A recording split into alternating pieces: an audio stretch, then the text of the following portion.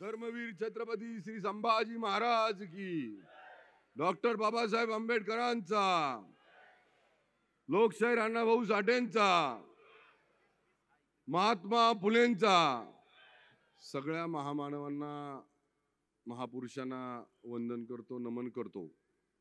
आज या आपल्या भोसरी मतदारसंघातल्या या चिखली आणि परिसरामध्ये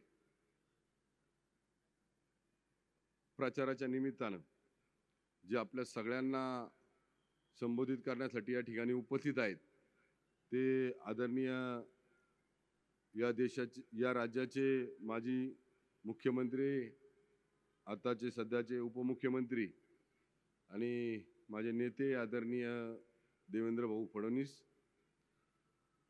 महायुतीचे उपस्थित असलेले आमचे सर्व पदाधिकारी, मला क्षमा करा सगळ्यांनी, मी सगळ्यांची नावं नाही घेत, पण आता वेळ कमी झालेला राहिलेला आहे।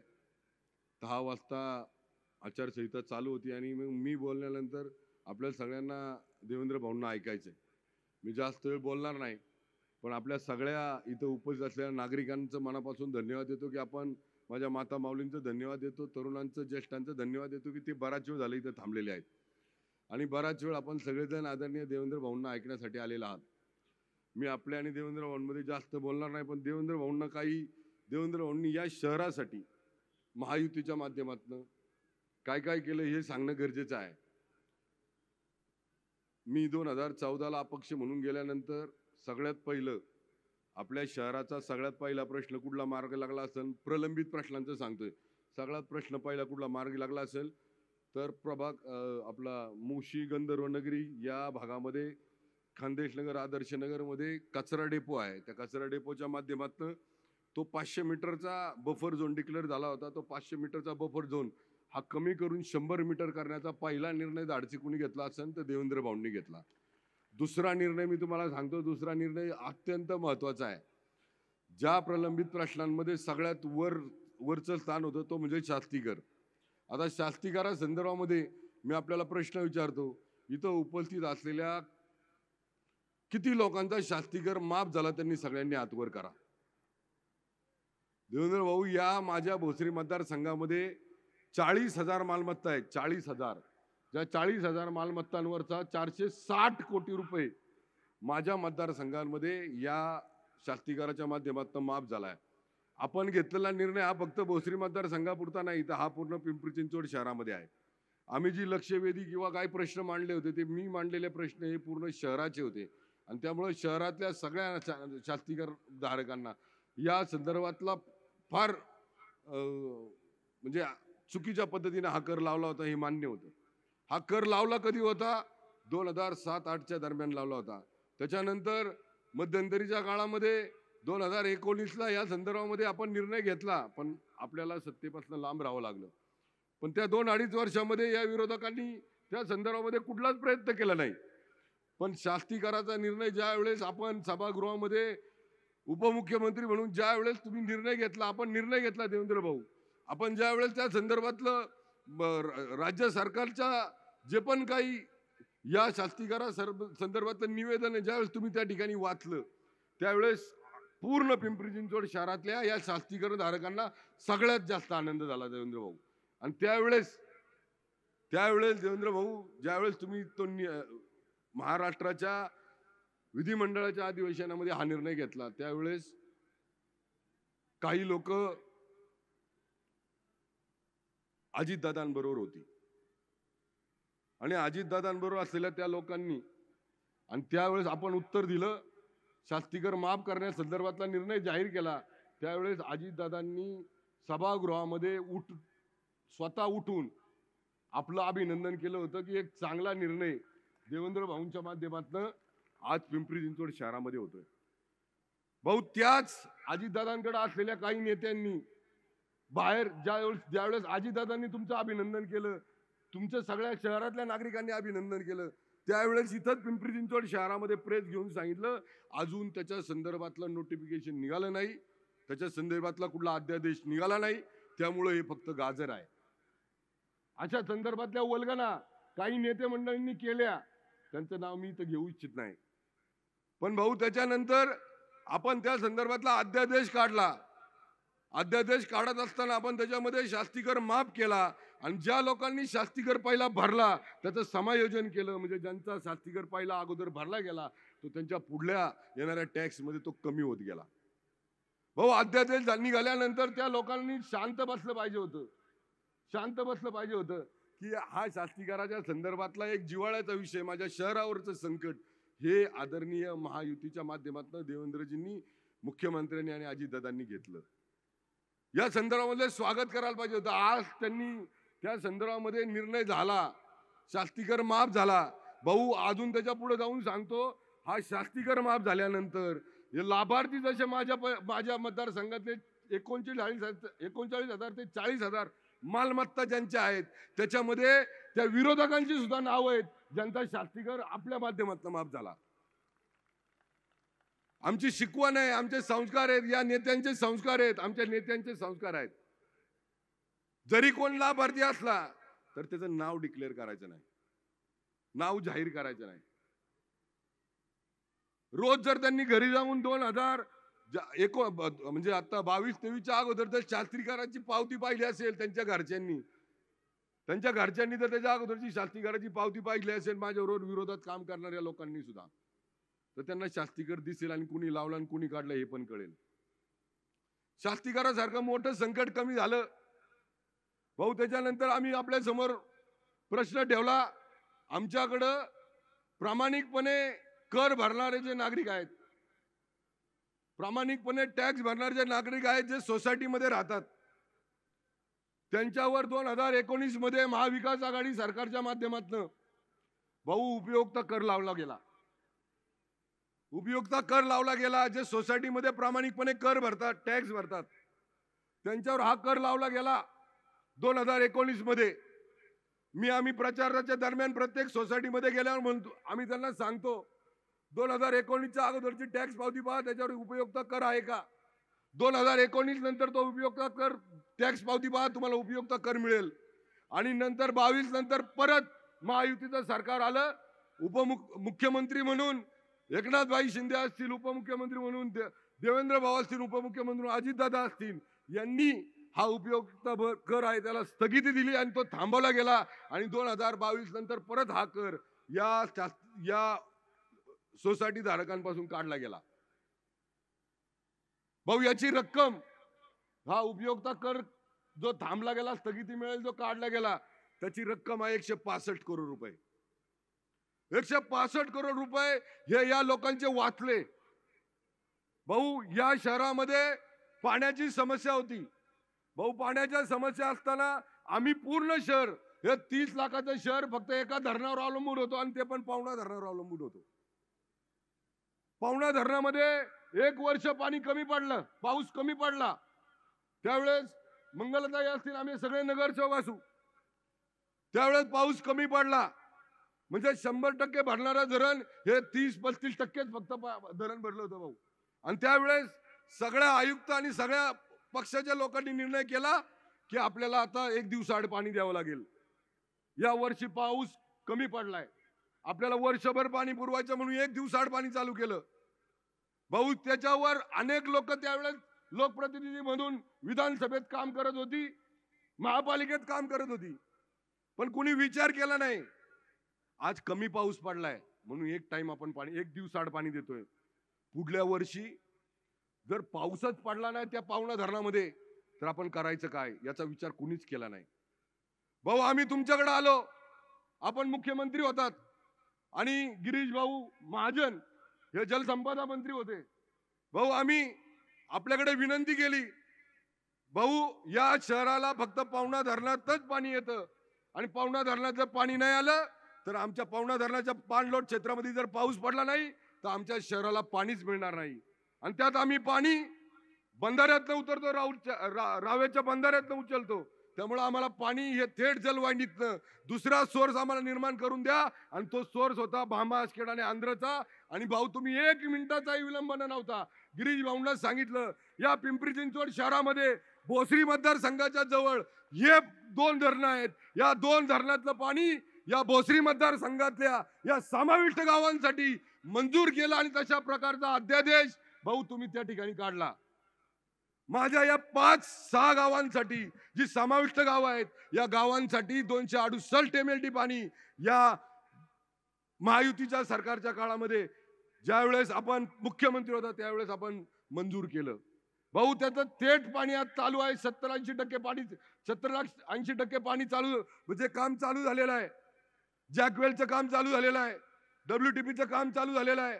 भाऊ 100 MLT पाणी आम्ही आज चालू केलेलं आहे. भाऊ येत्या 2 महिन्यामध्ये 268 MLT पाणी हे माझ्या भोसरी मतदारसंघातल्या समाविष्ट गावांना मिळणार आहे. भाऊ पुढल्या 25 वर्षामध्ये जेवढी लोकसंख्या वाढेल तरी सुद्धा पाण्याचा प्रॉब्लेम येणार नाही, अडचण येणार नाही, अशा प्रकारचं नियोजन आम्ही केलं. भाऊ कचरा डेपो माझ्या मतदारसंघामध्ये आहे. भाऊ मध्यंतरीच्या काळामध्ये पुनावळ्यामध्ये कचरा डेपो होणार होता. त्या ठिकाणच्या नागरिकांनी जन आंदोलन केलं.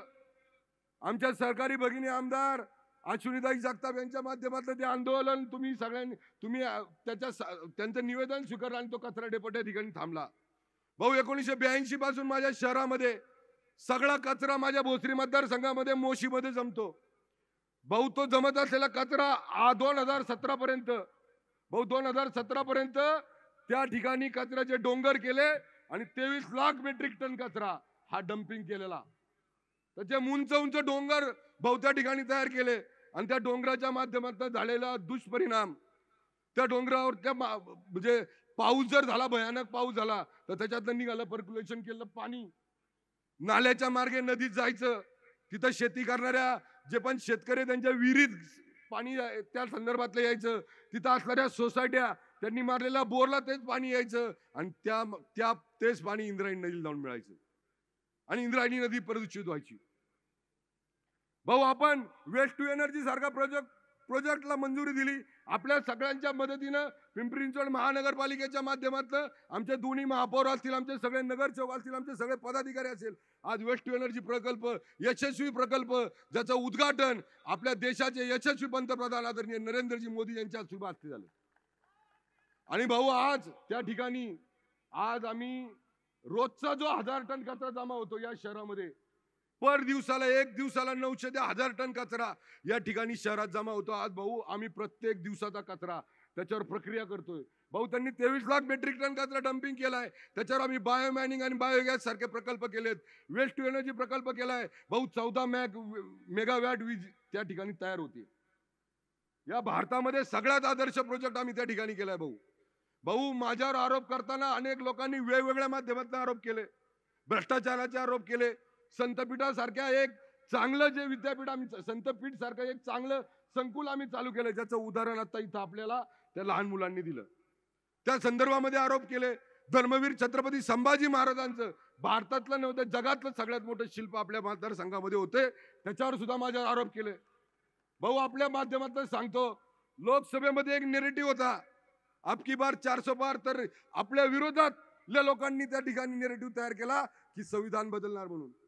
भाऊ आपल्या माध्यमातून सांगतो 2019ला ज्यावेळेस प्राधिकरणाचे अध्यक्ष सदाशिव खाडे सर होते आणि आपण मुख्यमंत्री होतात त्यावेळेस विकास डोळस असेल किंवा आम्ही सगळे दोन्ही महापौर असेल आम्ही सगळे पदाधिकारी आपल्याला भेटायला मुंबईला आलो अधिवेशनाच्या दरम्यान.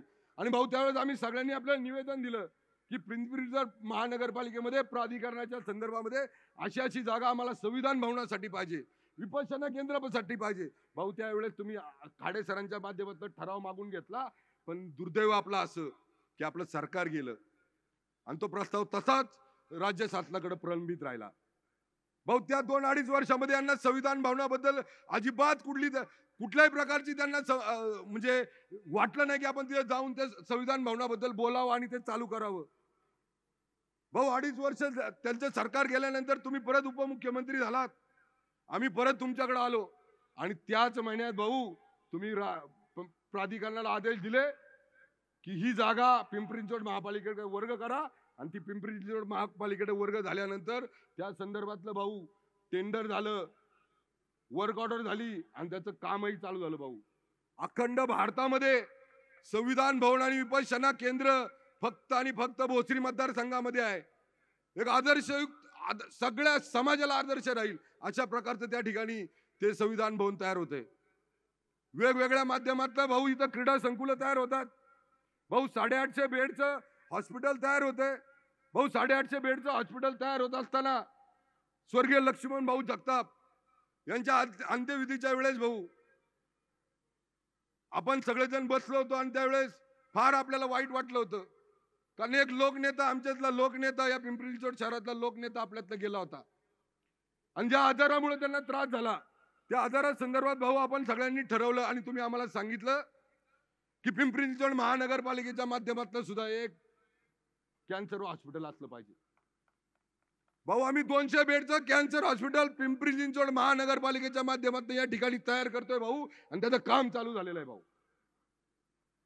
आमचा एक प्रस्ताव आहे भाऊ, आपण त्याला मान्यता द्यावी.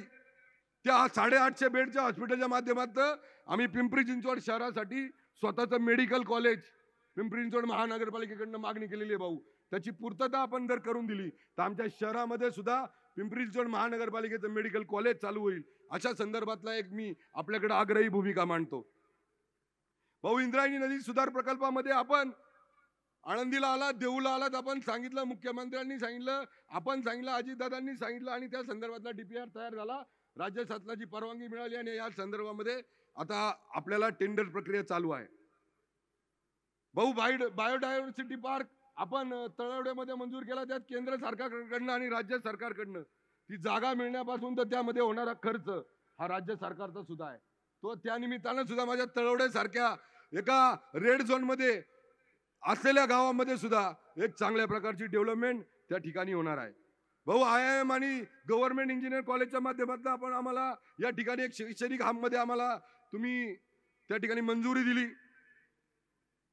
एक सर्वात महत्वाचा आणि शेवटच्या अधिवेशनामध्ये आपण घेतलेला निर्णय भाऊ हा किती महत्वाचा होता हे या उजव्या साईडला आणि या दोन्ही साईडला राहणाऱ्या लोकांना किती महत्वाचं आहे हे आज तुमच्या निमित्तानं सांगतो.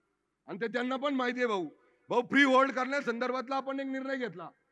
प्राधिकरणाच्या पेट क्रमांक 1 पासून पेट क्रमांक 42 पर्यंत जेवढ्या मालमत्ता होत्या, जेवढे पण 12.5% परतावे आमच्या भूमिपुत्रांना मिळाले होते, किंबहुना त्या पिंपरी चिंचवड नवनगर विकास प्राधिकरणाच्या माध्यमातून ते लोकांना ऑक्शनच्या माध्यमातून मिळाले होते.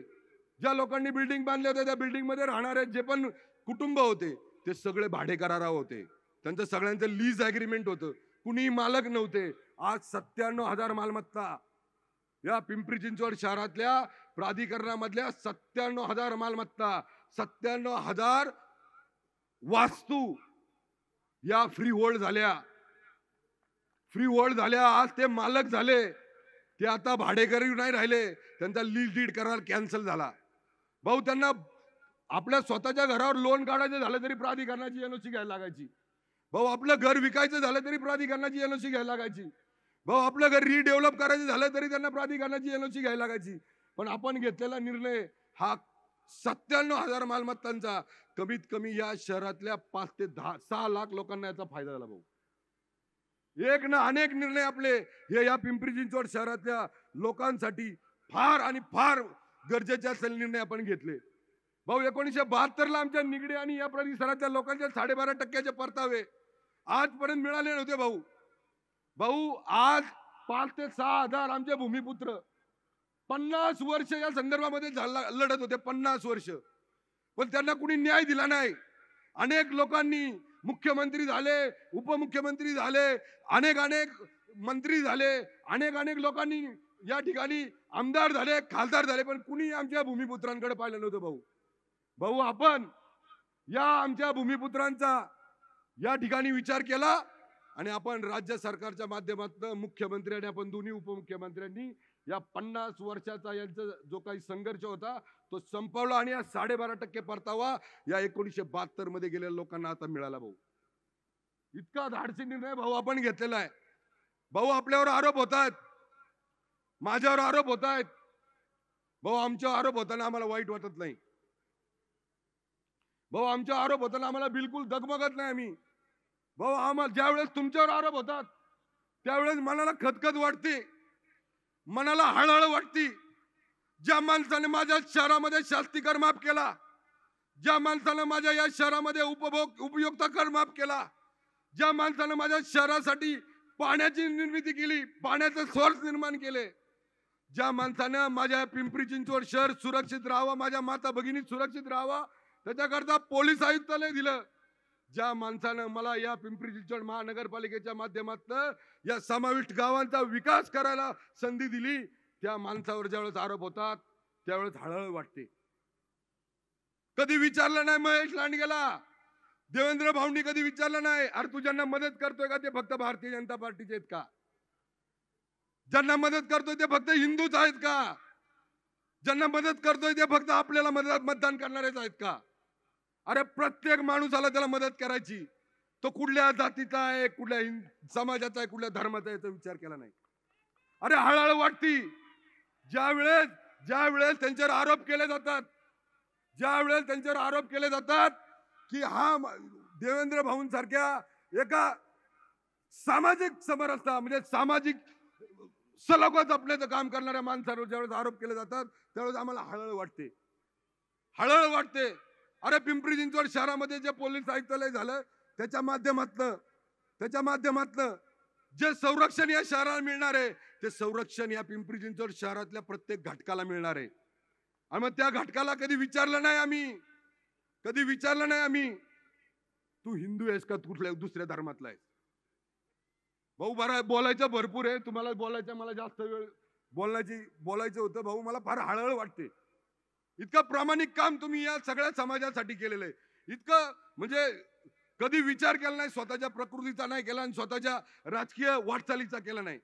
करताना फक्त प्रामाणिकपणे समाजातील अंतिम घटक डोळ्यासमोर ठेवून काम केलं. भाऊ आम्हाला अभिमान वाटतो, आम्ही तुमच्या समवेत काम करतो. भाऊ इथून पुढल्या काळामध्ये मी आपल्याला विश्वास देतो आणि आपल्या सगळ्या मायबाप जनतेला विश्वास देतो. भाऊ इथून पुढल्या काळामध्ये या पिंपरी चिंचवड शहरामध्ये माझ्या भोसरी मतदारसंघामध्ये सगळ्यांच्या बरोबर सगळ्यांच्या विश्वासानं आपल्याला साजेल आणि या पिंपरी चिंचवड शहराच्या नागरिकांच्या उपयोगाची कामं करेल. कुणाला खोटं आश्वासन देणार नाही. आणि हा पैलवान 2014 सुद्धा कुणाला आरोप केले नाहीत, 2019 वर कुणाला आरोप केले नाहीत, 2024च्या लोकसभेवर कुणावर आरोप केले नाहीत आणि या 2024च्या विधानसभेमध्ये वर कुणावर आरोप करणार नाही. मागच्या 10 वर्षामध्ये प्रामाणिकपणे कळतळमळीनं काम केलेलं महेश लांडगेंनी तुमच्या समोर मांडलेलं आहे. कुणावर आरोप करायची गरजच पडत नाही महेश लांडगेला. भाऊ आमचा रेड झोनचा मुद्दा आहे. भाऊ आम्ही तुमच्या मागे बराच वेळा लागलो आणि तुमच्यामुळं आदरणीय पर्रिकर साहेबांनी, स्वर्गीय मनोहर पर्रिकर साहेबांनी याच ग्राउंडवर 2017च्या निवडणुकीच्या टायमाला इथं सांगितलं होतं की आम्ही रेड झोनची हद्द कमी करू. भाऊ रेड झोनची हद्द कमी झाली ना भाऊ, मला विश्वास आहे तुम्ही त्या संदर्भामध्ये मला मदत करणार आणि केंद्रापर्यंत त्या संदर्भामध्ये पाठपुरावा करणार. भाऊ ही रेड झोनची हद्द कमी झाली ना भाऊ, तर तुम्हाला सांगतो भाऊ यामध्ये सुद्धा कमीत कमी 2 लाखापेक्षा जास्त लोकांना त्याचा फायदा होणार आहे. 2 लाखापेक्षा जास्त लोकांना फायदा होणार आहे. भाऊ ब्ल्यू लाईन आणि फ्लड लाईन याचंही परत रिव्हिजन झाली पाहिजे भाऊ. ज्या काही मार्किंग इतकी वर आलेली आहे ज्याच्यामध्ये घरं जात आहेत. भाऊ यावेळेस इतका पाऊस झाला तरी सुद्धा ज्या ठिकाणी फ्लड लाईन आहे ना त्याला टच सुद्धा करू शकला नाही. भाऊ आपण पुढल्या या येणाऱ्या हिवाळी अधिवेशनामध्ये त्या संदर्भामध्ये सुद्धा आम्हाला मदत करावी अशी अपेक्षा व्यक्त करतो. भाऊ 2019च्या निवडणुकी 2019ला कोविड सारखी महामारी आली. भाऊ माझ्या इथं घरकुल सारखं एक 2007-08ला जवाहरलाल नेहरू अर्बन मिशनच्या माध्यमातून जसं आपण पंतप्रधान आवास योजनेचं काही घरं बांधली तशी घरं आहेत. भाऊ 2019ला अत्यंत प्रतिकूल परिस्थिती होती. कोणी टॅक्स भरू शकत नव्हतं माझ्या घरकुलमधला नागरिक आणि त्यावेळेस त्या सगळ्यांची मागणी होती की आमचा टॅक्स माफ झाला पाहिजे. भाऊ जवळजवळ 6 ते 7 हजार कुटुंब भाऊ त्या ठिकाणी आहेत. भाऊ त्यांचाही विचार आपल्याला त्या निमित्तानं करावा लागेल. भाऊ मुंबईमध्ये काही निर्णय घेतलेत आपण 500 स्क्वेअर फूट 400 स्क्वेअर फूट संदर्भामध्ये, त्या संदर्भामध्ये सुद्धा पिंपरी चिंचवड शहरासाठी आमची आग्रही भूमिका त्या निमित्तानं राहील. मी आपल्या सगळ्यांचा जास्त वेळ घेत नाही, पण माझी आपल्याला कळकळीची विनंती राहील माझ्या बांधवांनो, माझ्या भगिनींनो, या 20 तारखेला आपण सगळ्यांनी आपल्या स्वतःच्या हक्कासाठी, आपल्या स्वतःच्या भविष्यासाठी आणि चालू वर्तमानासाठी परत एकदा महायुतीच्या माध्यमातून आपलं काम करण्याची संधी द्या एवढीच विनंती या निमित्तानं करतो. माझं चिन्ह काय आहे, किती नंबरला आहे, यावेळेस आपल्याला काय करायचंय, आपल्या सगळ्यांना एवढी विनंती करतो आणि या ठिकाणी थांबतो. जय हिंद, जय महाराष्ट्र, जय श्रीराम.